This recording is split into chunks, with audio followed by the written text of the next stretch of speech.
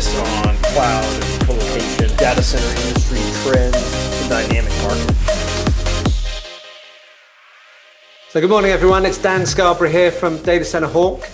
Today I am with Damien Gaynor, the Sales and Marketing Director for Echelon, who's based in Ireland. Hello, Damien. Thanks for joining us. Hey, Dan. How are you? Thank you very much. To see you. Nice to see you again.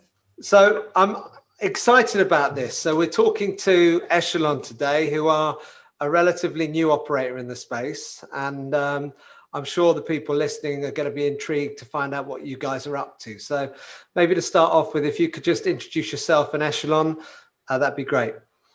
Okay, so I'm the Sales and Marketing Director for Echelon Data Centres. Essentially, we are, I suppose, a data center infrastructure provider, and we come from a background in commercial real estate, was where the company came from. So Aldgate Developments is built very large commercial real estate and infrastructure in the UK and Ireland. And I have a background personally in telecoms and subsea cables, going back quite a long time.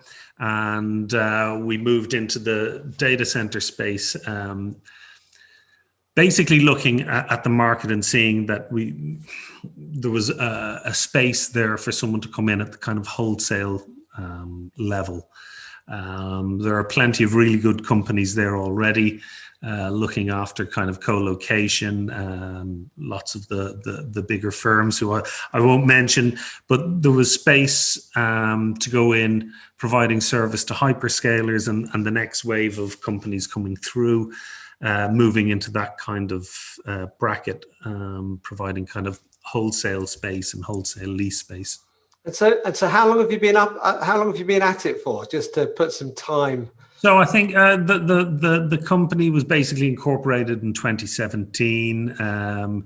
Really, I suppose we kind of kicked in hard in kind of 2018 in acquiring sites, and one of the things that we looked at doing, which was maybe a little different from some of the others, is our view was always to be taken seriously. You had to go beyond just getting sites and saying, "Oh, we've a site. Do you want to have it?" We went and we immediately moved on with the sites, got permissions, got the permitting in place, applied for power, and got power for the various sites that we have, and moved them forward, which I think is kind of imperative in the market. It's not enough to come along and say, we have an idea, let's put a data center here. You've got to start moving through that process. So you've got to be taken seriously, right? So exactly, and it's something that, it's taken a little while for some people maybe to take us seriously. I think some people may have seen the background in the commercial side of real estate and thought that, oh, what do these guys know about data centers? But, we have an excellent team in place who've brought hundreds and hundreds and hundreds of megawatts of data centers into being. So we're very happy that we have the experience and the nous to provide services, and that's kind of reflected in what we're seeing in our interactions with customers.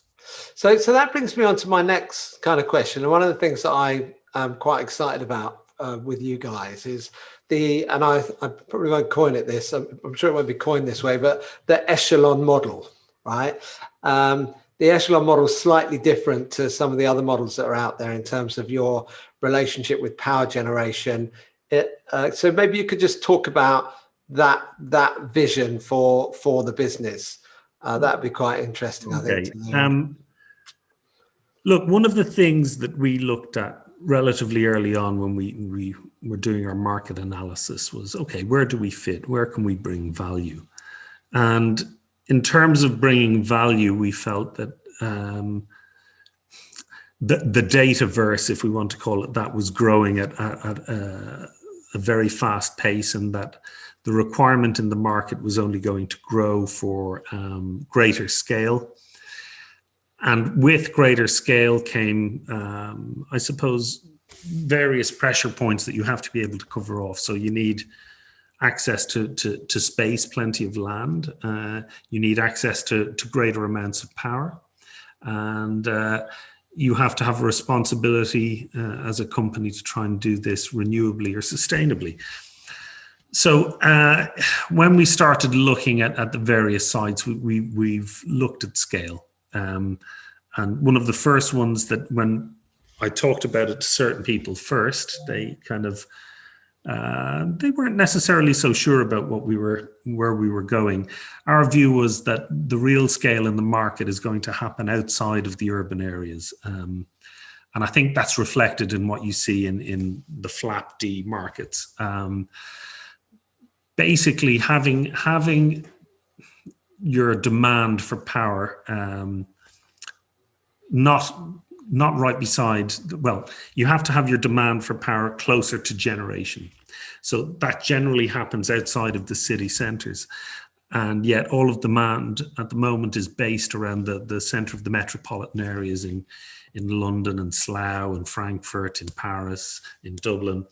And what it does is it creates areas of strain on networks where the transmission capacity is being put under real pressure to deal with all of this centralized demand. So you've got to kind of regionalize some of that. And our view was that if you take, notwithstanding network constraints that the various occupiers are under, if you start to look at ways to bring that outside of the center of the city, as we've done in, say, Ireland, in Dub 20 is our site in Wicklow. It's about 50 or 60 kilometers south of Dublin.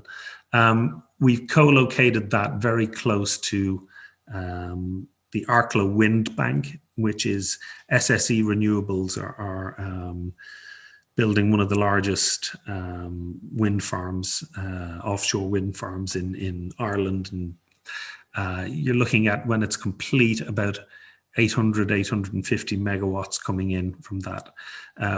We're co-locating a substation, 220 kV substation with them there. The idea is that the grid isn't put under pressure in bringing all that transmission back up to, Grange Castle, that you can actually build a data center closer to the renewable power, closer to the point of generation. So that's always been in our kind of view, that all of this goes together. You've got to be able to build the infrastructure, both the fiber, the power, and the actual building itself. But you've got to situate them close to where power is coming from. And so does that mean you're behind the meter then on that side? Does that mean you're getting, very... Well, I mean, in Ireland, that's a big discussion at the moment. I believe there's going to be some consultancy papers going out about that in the future, yes, that will lead to behind the meter. So, and what will that do? Well, it may actually bring down the total cost of ownership for occupiers. So certainly that's something that we're thinking about as well. When there's scarcity of power let's take Slough, for example. All of the large occupiers are there, but my understanding is that power is going to be a very rare commodity until certain upgrades happen in the network, which could be 2025. I've heard well into 2026. So we've got sites that are slightly near there, but not quite in Slough, where we have power that's not constrained at the moment, and that we can turn around within 12 months, and another site there that we could turn around within 18 months, and give people, 100, 130 MVA. So our view is that essentially where there's power and availability of power will start to trump some of the other constraints that the occupiers are under. There is also the evolution of fiber. I don't know if you've seen EU Networks released, I think, a piece about hollow core fiber, and that's going to reduce the latency on links and allow you to possibly double the length of the span. So suddenly what seemed a long ways away isn't quite as far. So our view is... just on that power infrastructure, if you could just talk me through the what's going on in terms of guaranteed 24/7 power in Dublin, and some of the issues that might provide for the operators further down the line. Okay, so there is a concept called flexible demand that may come into effect post 2025, where you will not have a full guarantee of power, all your power for all 24 hours of the day. And this is basically in response to the demand on the network and the demand on the transmission network in the Greater Dublin area. So what we're looking at in terms of mitigating that is we're going to put in place energy centres. And essentially this is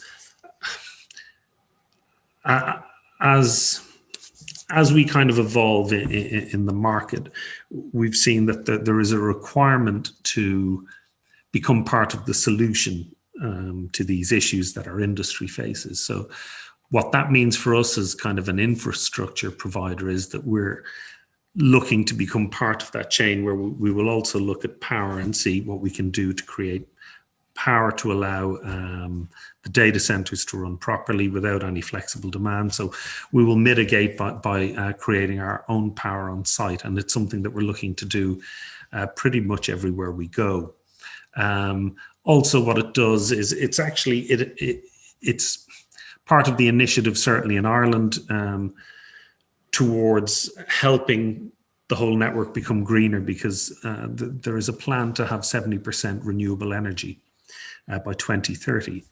But the sun doesn't always shine and the wind doesn't always blow.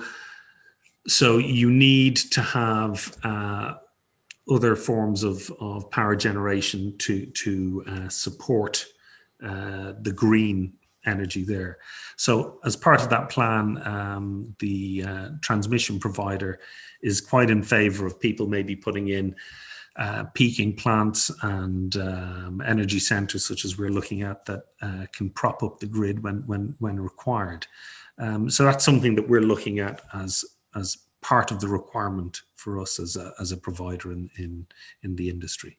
No, that's really interesting, and we'll come back onto that a bit later on, because there was a biogas announcement that I'd like you to tell us about. But before we go into that, can you just tell us a little bit about, your current and planned developments? Again, very high level, Sure.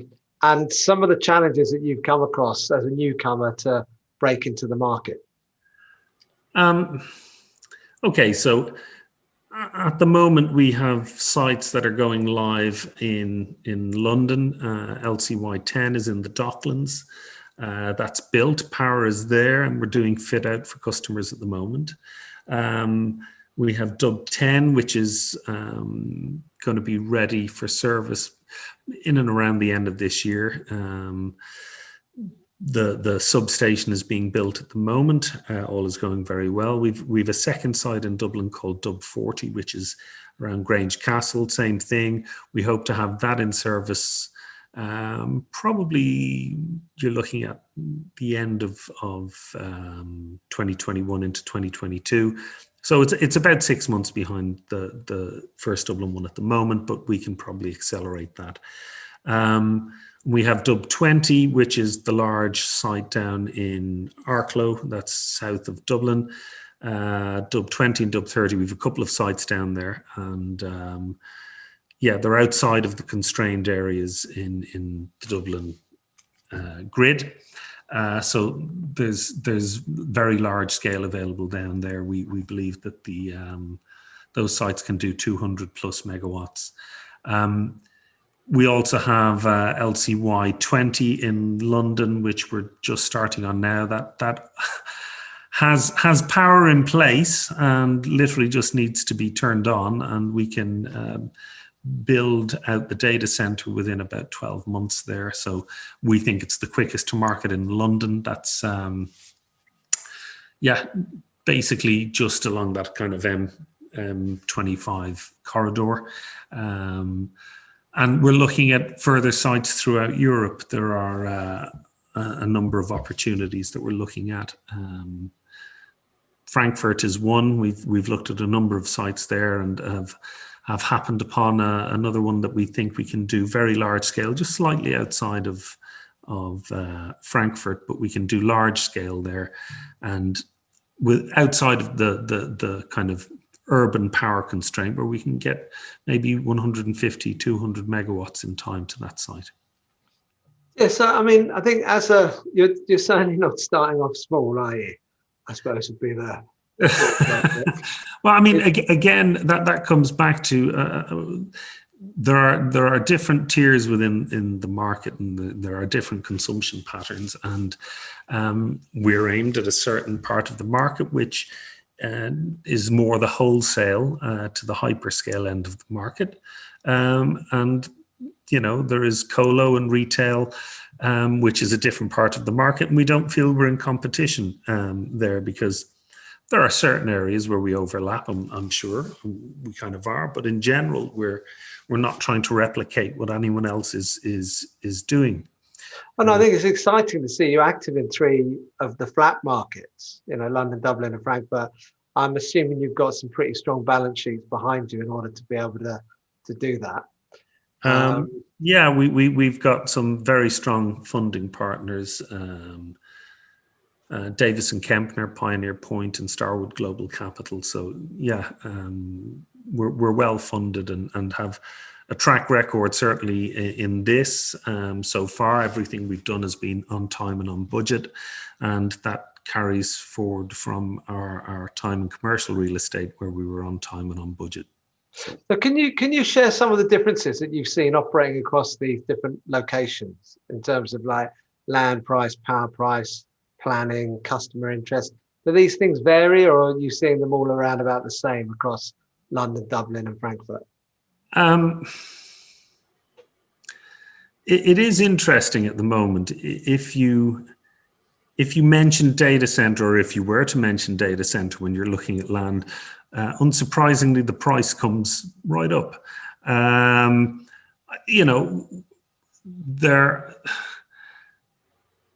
It's interesting. I think if you look at the markets and you say, okay, data gravity is very important. So where scale exists and where, there's a lot of compute, we don't see that moving particularly. So therefore, people want to stay in and around, the same area where they can. And you're seeing that, prices have been driven up to a rather interesting level, shall we say. Certainly Slough is an interesting case in point. We've heard some eye-watering figures there. Frankfurt, land isn't inexpensive in any of these areas, and Dublin similarly. So again, I think that comes with the territory, but there is a balance there, as there is in any kind of development, where you try and get the best value you can, so that you can provide a quality solution to the end customer at a reasonable price. Are you seeing similar levels of demand across the customer base across those markets? It would appear to be so. I mean, again, if you look at any of the reports that are out there in terms of growth in certain markets and growth across Europe, it seems to be quite a familiar kind of arc to the curve, that demand has gone up. But I mean, if you look at the fundamentals behind the market in terms of, look at COVID and look at what happened during COVID and how we're working and how we're doing this interview. And, that isn't going to go away. And when we get autonomous driving, you add in the various other things, 5G, the way we consume our entertainment, all of these things are just driving the demand for data ever higher. So, all of the forecasts I've seen and that we've looked at show a steady growth year on year. And yeah, so the fundamentals in the market say that, if the end user demand is growing, then we're going to see the same from the data center side of things. And yeah, I think that's fine. It's good, but we need to do it sustainably. And sometimes the industry gets a bad press about that, but lots and lots of people are working very, very hard to make sure that we're putting in kit that works more efficiently, kit that's green, design that's green, working at ways to augment the sustainability of everything we do.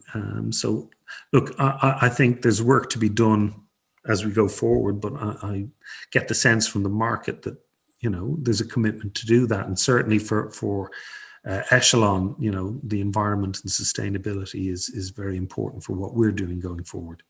Yeah, I suppose I was thinking more about kind of the buying cycles, right?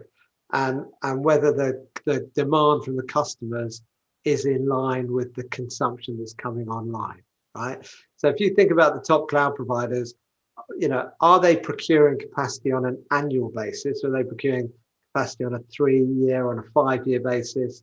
And so, say, I don't know, they're taking down X number of megawatts in London, let's say 30 megawatts in London. Does that mean once that's gone, then there won't be any demand in London for a couple of years? Do you know what I mean? So are you seeing the demand going? Are you seeing the demand from the customers being at the same annualized rate that these assets are coming on to the market? I think. I'm not in a position to speak for any of the occupiers, so I'll caveat anything I say, but this is just my opinion. What you've seen is differences in the way the market kind of grows. Relatively steady growth, certainly from the colo side of things. And then over the last number of years, you've seen rather dramatic growth from the large cloud companies. And is that exactly linear? Not really. It's been a bit, Up and down, yeah. But again, as demand has grown, suddenly you will see the market then react to try and come in with larger amounts of scale. I mean, traditionally, London was, I would have said, more of a co-location market. And you had lots of colo players there. And suddenly there are a lot more people providing kind of the wholesale and the scale end of things, including obviously the self-builds from the cloud players. So yeah, in terms of growth, I think relatively speaking, it's going up in line with demand from end customers and end users, whether that be you, me, and our kids using phones and streaming, etc., or whether it be various small, medium enterprises and larger enterprises moving to the cloud. So the adoption rate of technology, AI, etc., is kind of driving that. So yeah, I think in general terms, you're seeing that the demand has kind of jumped a little bit, but I think that's partly being pushed by the constraint on power. I'm being careful how I answer this question. You're being very diplomatic, Damien. There has been, the large demand for power, because I mean, metropolitan kind of metro size kind of DCs have suddenly jumped, and suddenly, 5 megawatts is now 10, 20, 30 and growing. So I'm just trying to work out whether you think trying to corner the market on power. Probably is everyone chasing the same capacity, or is there enough? I think so. I think there is an element of that. Yeah. So just moving on. I only got the last 2 questions. On the sustainability side, I know this is a big area for you guys. Can you just talk to us quickly about the stuff you've been doing on biogas, your design, the renewable energy side of things? You just talk about those things at a very high level, and how you see Echelon from a sustainability perspective. Okay. So I suppose what we're looking at from our side, kind of recognize in the short to medium term that as the industry moves towards being genuinely renewable and environmentally friendly, that there are going to be some halfway houses along the way, because it isn't just as simple as saying, okay, well, we need to sign PPAs and everything is renewably powered and that's it. That's part of this. You've got to look as well and say, well, okay, what are we doing in terms of allowing the grid to work better, being environmental, being sustainable? As I said, there's kind of a bigger picture there in terms of, I'll use Ireland as an example, the climate action plan that says that they want to have 70% renewables on the grid. So data centers are a big part of that in providing the base case for renewable power to come online. So, making sure that we're taking renewable power where possible, 100% renewable, that's a start. Looking at PPAs that are green, that's also a start. But there are other things that we can do that certainly we're committed to. You saw we released a paper recently about kind of sustainability in the industry in certain areas that can be looked at. Looking at hydrogen, and if we're going to build these energy centers that are gas powered to help support the grid, because the grid require that, and it allows the green energy to come in at the back of that, well then, okay, can we look to make that greener as well? So if we're going to be burning some gas, well, let's see, can you help produce it renewably? Can you add renewable hydrogen into the mix to actually green that again? So we announced recently as well a press release with Biocore, and they're going to co-locate on our Dub 20 site, and they're going to have a anaerobic digestion biogas type solution, so biogas generation. And again, we're trying to become part of this ecosystem where you start to influence all of that kind of cycle, where if you're consuming power, you have to be part of the answer for generating power as well. We're looking at hydrogen, we're looking at hydrolysis, we're looking at locating the data centers very close to renewable sources of energy. We're looking as well, when we look to do things at scale, you look at buying large enough sites that you can install your own solar at a significant rate and install some of these AD biogas type solutions. Look at hydrolysis, look at large batteries, look at all of the things that we can do to reduce reliance on diesel, try and see if we can take that out of the equation. And part of this, is going to come down to the occupiers, and actually, if you think about it, how they incentivize their employees. It's all very well when you talk at a high level about, yeah, we want to be green, we want to do this. That's fantastic, but are they willing to pay for it? Are they willing to pay for it, and are they incentivizing the guy, the operations guy, or the guy who's tasked with delivering the data center on time and making sure it stays up, 100% of the time? Is he incentivized to use green power? Because if he's not, he's going to default to what works, which is diesel and various other things there. Yeah. So, I think there's definitely a certain amount of transparency and kind of being very open about the solutions. But that's another conversation, David. It is. So last question for you. So where's next? So you've got the 3 flat markets. Is Paris next, or what's on the ones that you can't tell me about that you're going to announce to us? What are the ones that I can't tell you about? That's wonderful mental gymnastics. So essentially, we're looking obviously to finish out the projects in Ireland, the UK. Ireland and the UK will be live with customers over the next 8 months. Then we've got the larger sites down in Dub 20, Dub 30, and Dub 40, and we hope to have them leased and out. And then I'm going to go slowly around this and decide what I tell you. Obviously, we're working on something fairly large in Germany, in Frankfurt. We are evaluating other sites in the Iberian Peninsula, some large scale and lots of renewable energy, which will be very, very interesting, but more on that later. And there are a number of sites that we're looking at, and we're I suppose, is it just Europe, or are you going to go further afield? Is there plans for Asia and North America, or? Well, I think the company is growing, and certainly we're looking to move further afield, but all in its own good time, Dan. We can't do everything at once. Certainly, we've enough on our plate at the moment, but yeah, we've had a little look at certain other markets as well. Cool. Well, David, thank you very much for taking the time to speak with me.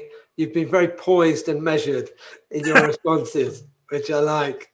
And yeah, I'm sure everyone looks forward to catching up on Echelon, and glad things are going well for you guys. Yeah, well, look, hopefully I'll be able to travel over to the UK at some stage soon, and we'll meet up. So a pleasure, and thank you for your time.